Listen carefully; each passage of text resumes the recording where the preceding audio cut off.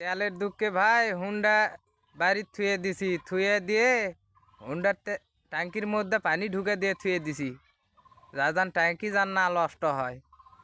আর এত সেন্টিগ্রেড হলে কি কর্ম ভাই, ওই জন্য পানি তুলে থুয়ে দিছি। আর সবাই তেল পাচ্ছে, কিছু কিছু মানুষ তেল পাচ্ছে না। যাদের টাকা আছে তারাই শুধু তেল কিনতে পারছে, আর যাদের টাকা নেই তারা তেল কিনতে পারছে না।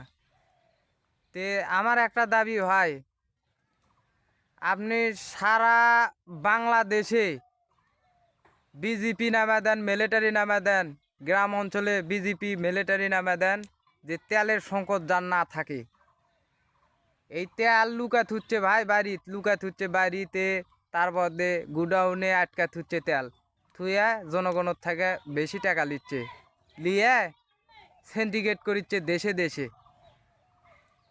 1 লিটার তেল লিবার গেলে 300 টাকা 400 টাকা চায়।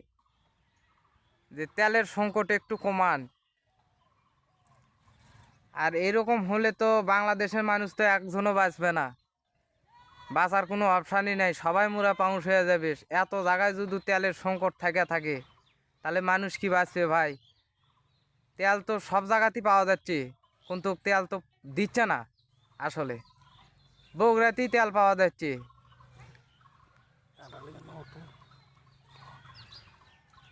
কত গাড়ি বন্ধ হয়ে থাকবে, কত গাড়ি, শত শত গাড়ি বন্ধ হয়ে থাকবে, মানুষজন তেল পাচ্ছে না।